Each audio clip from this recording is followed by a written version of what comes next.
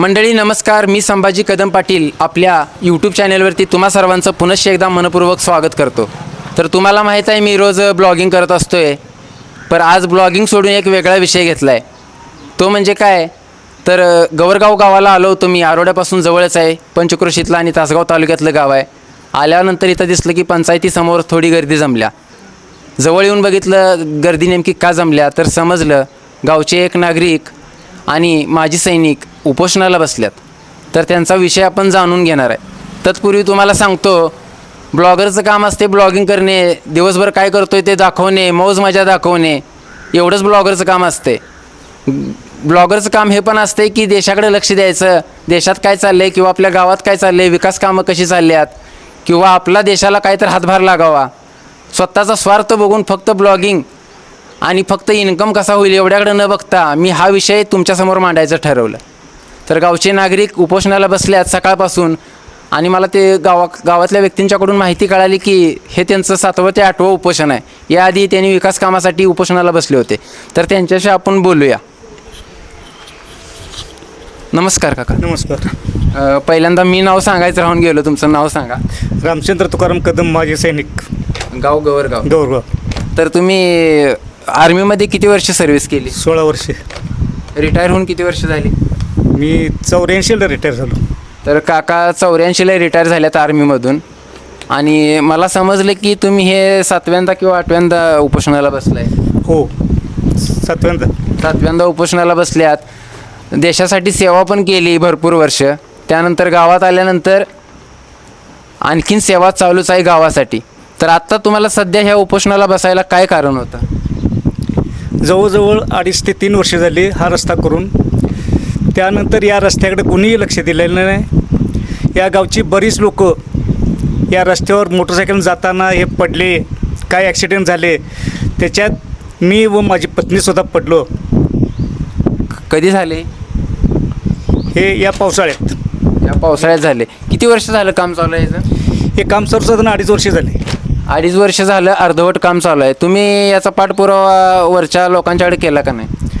संबंधित लोकांनी वरच्यावर ग्रामपंचायत असो किंवा इतर कोणी असो, एखादा कार्यकर्ता असो, मी या ते सामील आहे. वरच्यावर संबंधित लोकांना फोन करून विचारलं, कॉन्ट्रॅक्टरला विचारलं. कॉन्ट्रॅक्टर हे जाधव, काय नाव त्यांचं, अनिल जाधव हे कॉन्ट्रॅक्टर आहेत. त्यांच्याशी काही लोकांनी संबंध साधले. होय आज करतो उद्या करतो अशी अवस्था झाली आहे की ते खड्ड्यात रस्ता आहे का रस्त्यात खड्डा हे सुद्धा माहिती होईना.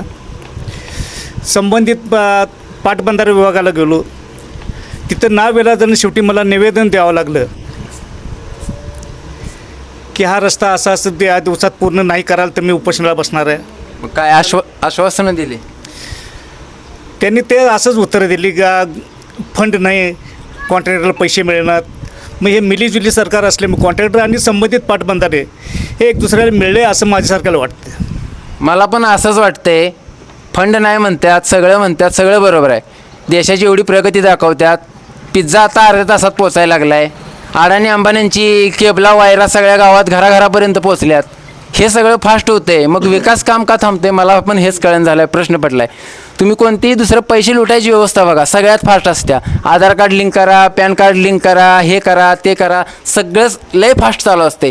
एका 24 तासात नोटबंदी पण होऊ शकत्या. 24 तासात काय काय झाले ते आपण मला जास्त माहीत नाही, पण आत्ता ह्या 5-10 वर्षात मी एवढं बघितलं की सरकारी काम, पैसे कमवायचं कामं खूप फास्ट होत्यात, पण विकासाचं काम रखडलं जाते. बरोबर आहे.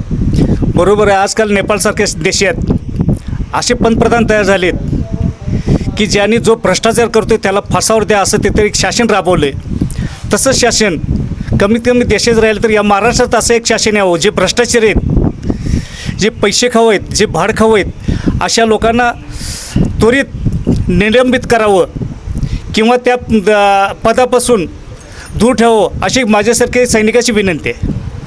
तर मंडळी आपल्याला इथंही जाणवलं की रस्त्याचं काम रखडले. यांच्या गावापासून जे हायवेपर्यंत रस्त्याचं काम 2.5 वर्ष झालं रखडले. त्यामुळे ह्यांनी इथं उपोषणाला बसल्यात. आता तुम्ही आम्ही ह्यांच्यासारखंच व्यक्ती आहे. आपल्याला आपलं फक्त काम जाणवते. आपल्या जॉबला जायचं आहे, घरची कामं करायची आहेत, पैसा कमवायचा आहे. ते सगळी कामं बाजूला ठेवून त्यांनी सकाळपासून उपोषणाला बसल्यात. काय गरज आहे आपल्यासाठी त्यांना एवढं करायचं. तर तुम्ही आम्ही सकट यांना मदत केली पाहिजे. आता 4-2 दुपारची वेळ आहे, थोडीफार माणसं जमल्या तिथं त्यांच्या सपोर्टमध्ये, पण तुम्ही आम्ही सकट सपोर्ट केला पाहिजे.